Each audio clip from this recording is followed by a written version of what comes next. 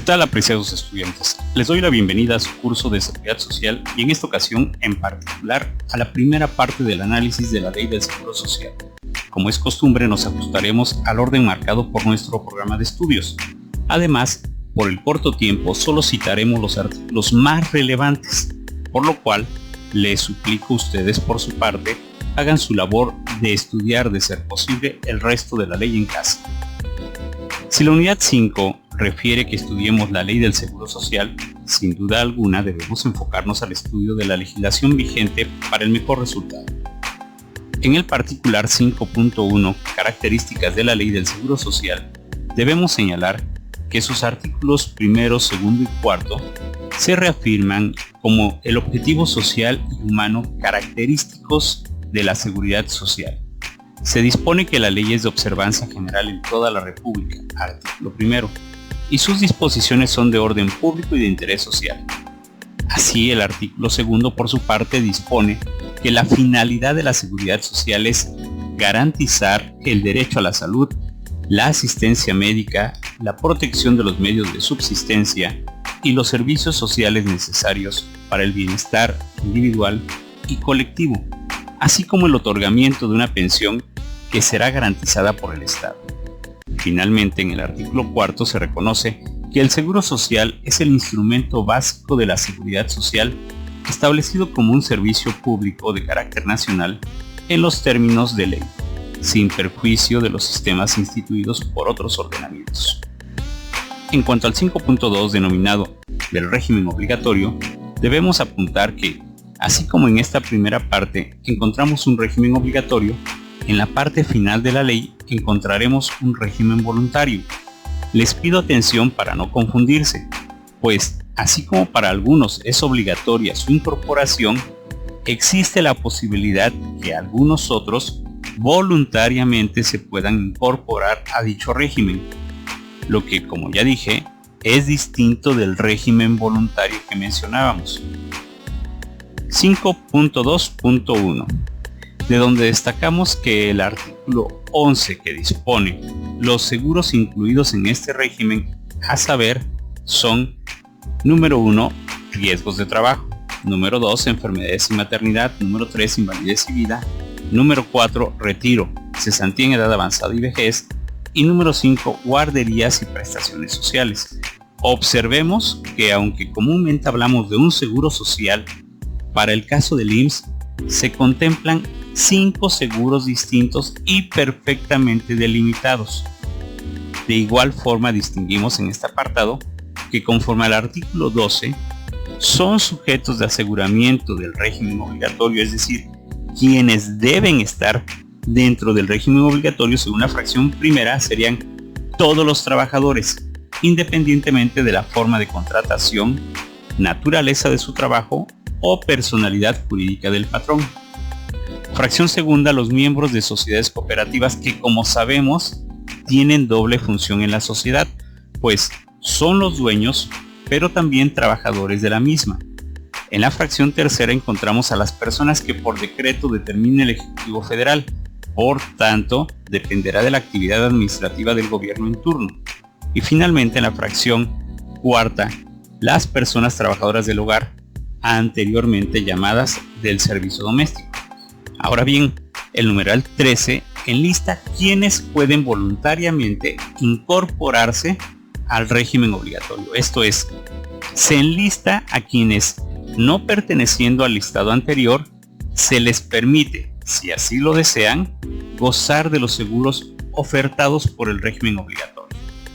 Y a saber son: número 1, los trabajadores en industrias familiares y los independientes, como profesionales, comerciantes en pequeño, artesanos y demás trabajadores no asalariados. Opción que podríamos aprovechar los profesionistas. Número 2, los ejidatarios, comuneros, colonos y pequeños propietarios, con lo cual se incluye a muchos jefes de familia, independientemente de su fuente de ingresos. Número 3, los patrones, personas físicas con trabajadores asegurados a su servicio. Atención, patrones que tengan asegurados a sus trabajadores. Y número 4, los trabajadores al servicio de las administraciones públicas de la Federación, entidades federativas y municipios que estén excluidas o no comprendidas en otras leyes o decretos, como sujetos de seguridad social. En este particular, les comento, es lo que ocurre generalmente a través de un convenio, como lo es el caso del gobierno del estado de Oaxaca, que garantiza a sus trabajadores la seguridad mediante el IMSS. 5.3 de las bases de cotización y de las cuotas. El artículo 27 establece que el salario base de cotización se integra con los pagos hechos en efectivo por cuota diaria, gratificaciones, percepciones, alimentación, habitación, primas, comisiones, prestaciones en especie y cualquier otra cantidad o prestación que se entregue al trabajador por su trabajo, que esto es lo que en derecho laboral le llamamos salario integrado.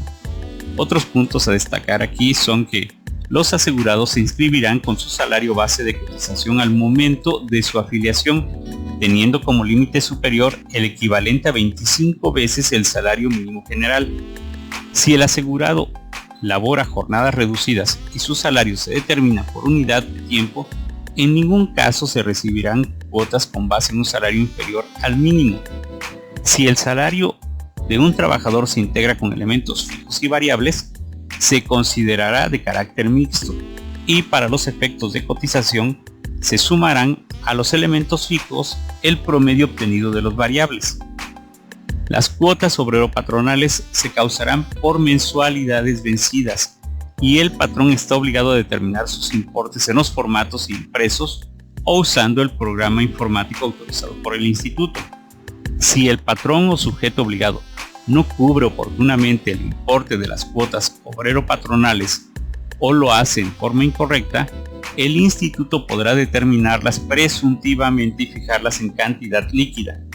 Mientras el patrón no presente al instituto el aviso de baja del trabajador, subsistirá su obligación de cubrir las cuotas obrero-patronales, a menos que dicho trabajador sea inscrito por otro patrón. Ahora bien, el 5.4 del seguro de riesgos de trabajo inicia con el 5.4.1 denominado generalidades. El primero de los seguros contemplados por la ley es el de riesgos de trabajo, y siguiendo el tenor marcado por la Ley Federal del Trabajo, dispone en el diverso 41 que se consideran riesgos de trabajo a los accidentes y enfermedades a que están expuestos los trabajadores en ejercicio o con motivo del trabajo.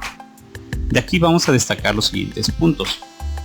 Por accidente de trabajo se entiende toda lesión orgánica o perturbación funcional inmediata o posterior, o la muerte producida repentinamente en ejercicio o con motivo del trabajo, cualquiera que sea el lugar y el tiempo en que dicho trabajo se preste, incluyéndose el que se produzca al trasladarse el trabajador directamente de su domicilio al trabajo o de este a aquel.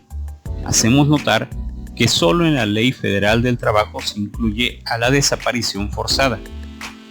A su vez, enfermedad de trabajo es todo estado patológico derivado de la acción continuada de una causa que tenga su origen o motivo en el trabajo, o en el medio en que el trabajador se ve obligado a prestar sus servicios.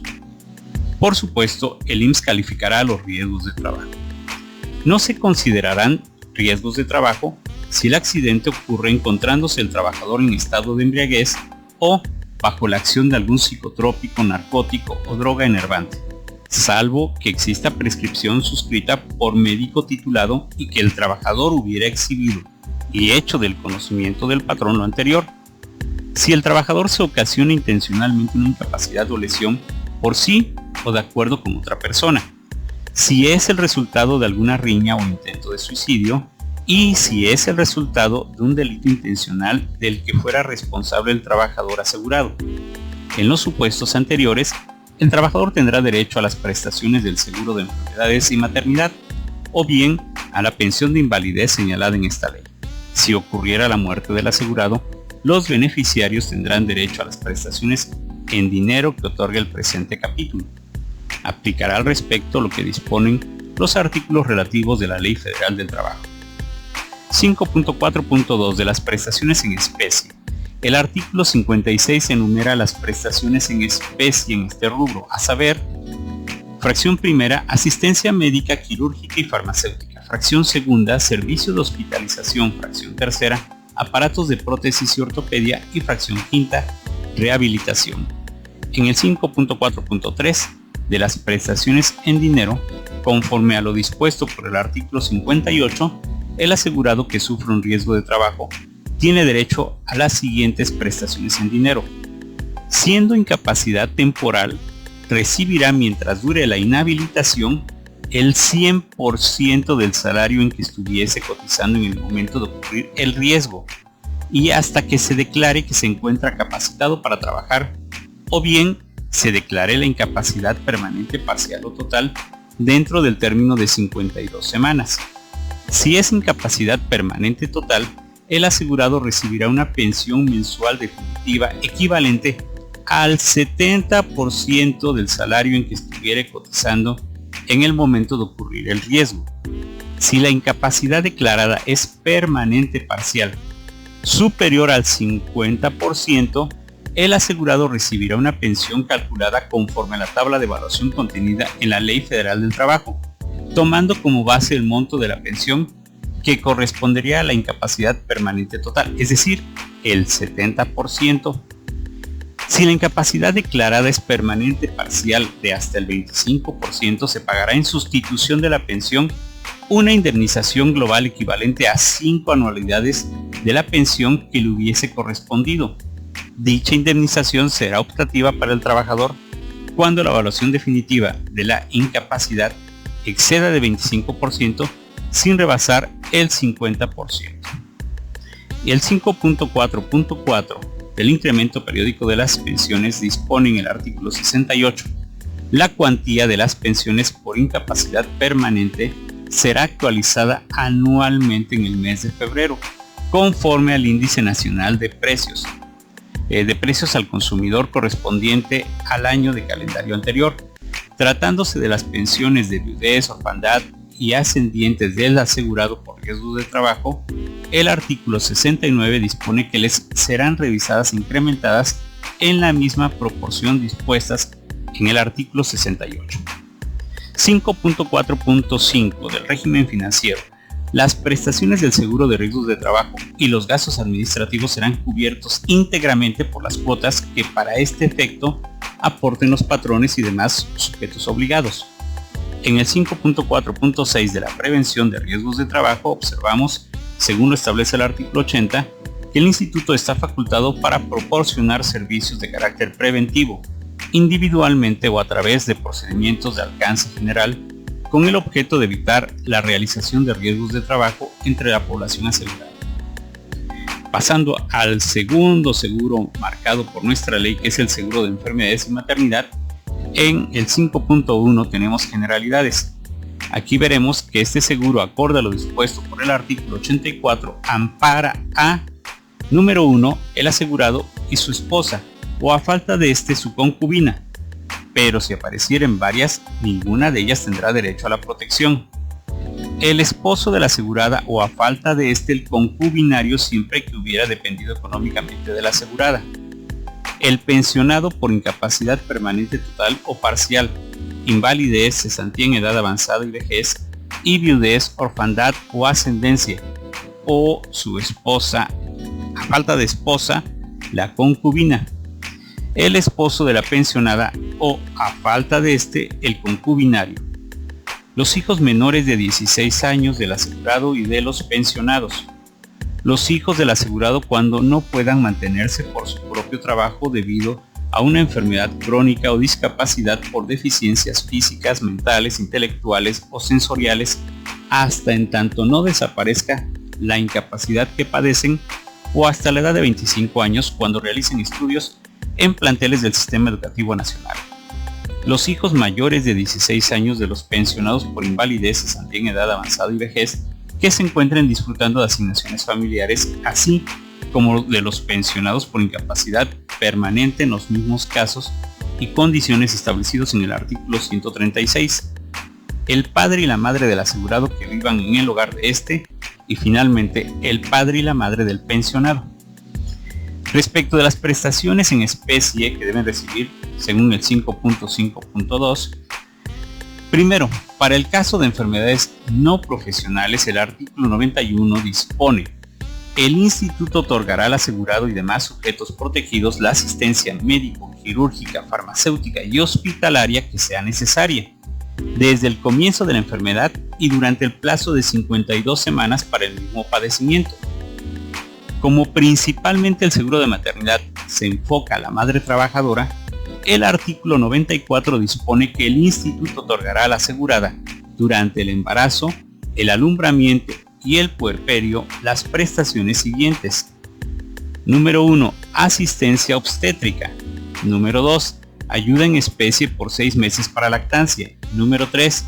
Durante el periodo de lactancia, el derecho a decidir entre contar con 2 reposos extraordinarios por día de media hora cada uno, o bien un descanso extraordinario por día de 1 hora para amamantar a sus hijos o para efectuar la extracción manual de leche en lugar adecuado o higiénico que designe la institución o dependencia. Y finalmente, número 4, una canastilla al nacer el hijo, cuyo importe será señalado por el Consejo Técnico. La esposa o concubina tanto del trabajador como del pensionado tendrán derecho a disfrutar únicamente de asistencia obstétrica y ayuda para lactancia. En cuanto a las prestaciones en dinero, el asegurado tendrá derecho a un subsidio en dinero igual al 60% del último salario diario de cotización, que se otorgará cuando la enfermedad lo incapacite para el trabajo. Se pagará a partir del 4º día mientras dure esta y hasta por 52 semanas, por periodos vencidos que no excederán de 1 semana, directamente al asegurado o a su representante debidamente acreditado. Al concluir dicho periodo, si continuara incapacitado, se podrá prorrogar el subsidio hasta por 26 semanas más. Lo anterior solo cuando tenga cubiertas por lo menos 4 cotizaciones semanales inmediatamente anteriores a la enfermedad. Los trabajadores eventuales percibirán el subsidio cuando tengan cubiertas 6 cotizaciones semanales en los últimos 4 meses anteriores a la enfermedad. La asegurada tendrá derecho durante el embarazo y el puerperio a un subsidio en dinero igual al 100% del último salario diario de cotización, el que recibirá durante 42 días anteriores al parto y 42 días posteriores al mismo. Para que tenga derecho al subsidio señalado se requiere: 1. Que haya cubierto por lo menos 30 cotizaciones semanales en el periodo de 12 meses anteriores a la fecha en que debiera comenzar el pago del subsidio. Número 2. Que se haya certificado por el instituto el embarazo y la fecha probable del parto.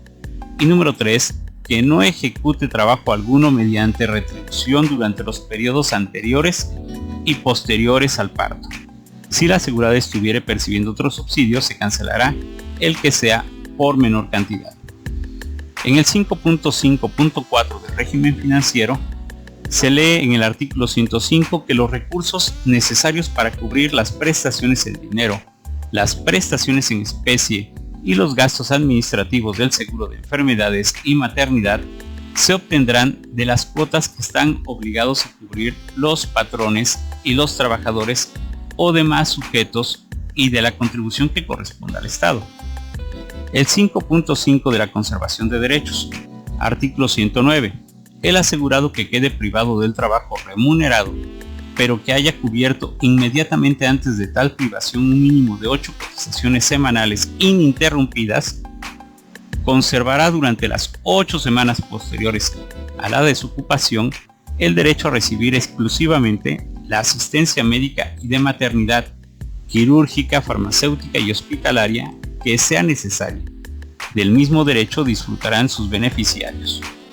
5.5.6 de la medicina preventiva, artículo 110, con el propósito de proteger la salud y prevenir las enfermedades y la discapacidad, los servicios de medicina preventiva del instituto llevarán a cabo programas de difusión para la salud, prevención y rehabilitación de la discapacidad, estudios epidemiológicos, producción de inmunobiológicos, inmunizaciones, campañas sanitarias y otros programas especiales enfocados a resolver problemas médicos sociales. 5.6 del seguro de invalidez y vida. Generalidades.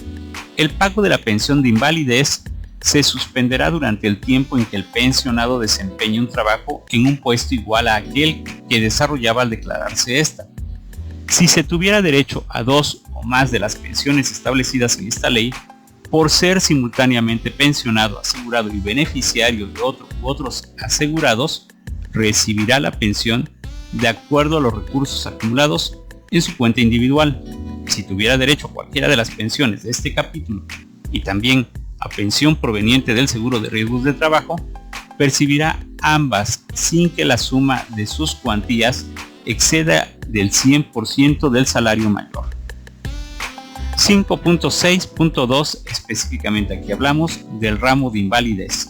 Dispone el artículo 119 que existe invalidez cuando el asegurado se haya imposibilitado para procurarse mediante un trabajo igual una remuneración superior al 50% de su remuneración habitual percibida durante el último año de trabajo y que esa imposibilidad derive de una enfermedad o accidente no profesionales.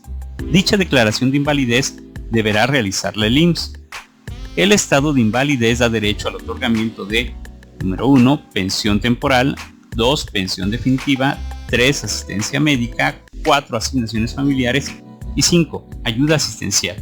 Para gozar de estas prestaciones se requiere que al declararse esta, el asegurado tenga acreditado el pago de 250 semanas de cotización. En el caso que el dictamen respectivo determine el 65% o más de invalidez, solo se requerirá que tenga acreditadas 150 semanas de cotización. Si no reúne las semanas de cotización señaladas, podrá retirar en el momento que lo desee el saldo de su cuenta individual del seguro de retiro, cesantía en edad avanzada y vejez en una sola exhibición. En cuanto al ramo de vida, está en el 5.6.3, dispone el artículo 127 que cuando ocurra la muerte del asegurado o del pensionado por invalidez, el instituto otorgará a sus beneficiarios, conforme a lo dispuesto en el presente capítulo, las siguientes prestaciones: 1. Pensión de viudez, 2. Pensión de orfandad, 3. Pensión a ascendientes, 4. Ayuda asistencial a la pensionada por viudez y 5. Asistencia médica. En caso de fallecimiento de un pensionado por riesgos de trabajo, invalidez, retiro, cesantía en edad avanzada y vejez, las pensiones de viudez, orfandad y ascendencia de este artículo se otorgarán con cargo al seguro de sobrevivencia que haya contratado el pensionado fallecido. Para que se otorguen a los beneficiarios las prestaciones, se requiere 1. Que el asegurado al fallecer hubiese reconocido el pago al instituto de un mínimo de 150 cotizaciones semanales, o bien que se encontrara disfrutando de una pensión de invalidez, y, fracción segunda, que la muerte del asegurado pensionado por invalidez no se deba a un riesgo de trabajo.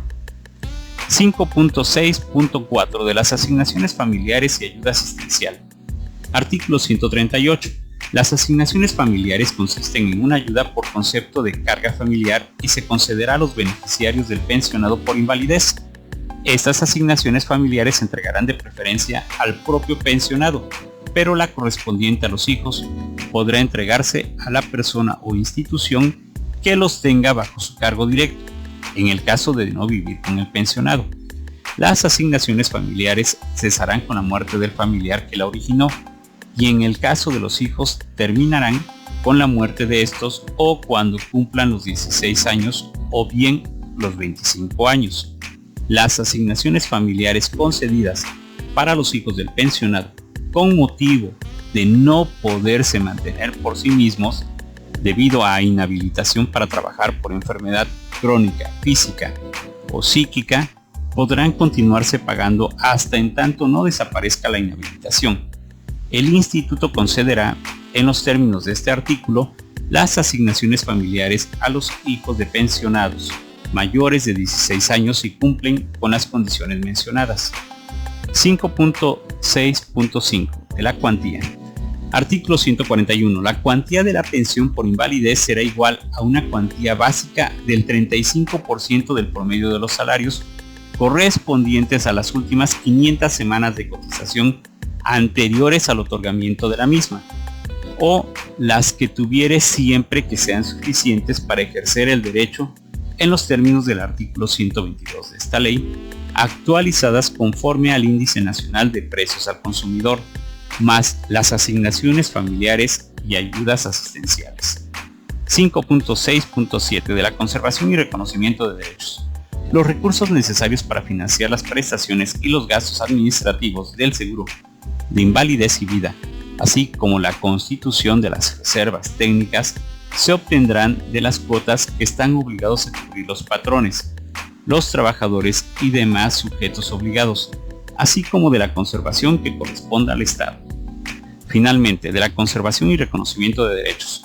Los asegurados que dejen de pertenecer al régimen obligatorio conservarán los derechos que tuvieran adquiridos a pensiones en el seguro de invalidez y vida por un periodo igual a la cuarta parte del tiempo cubierto por sus cotizaciones semanales, contados a partir de la fecha de su baja. Este tiempo de conservación de derechos no será menor de 12 meses. Apreciados estudiantes, les agradezco su atención. Les recuerdo que deben realizar sus actividades de plataforma y me despido esperando que tengan un magnífico día. Espero un like si este video les ha sido de utilidad.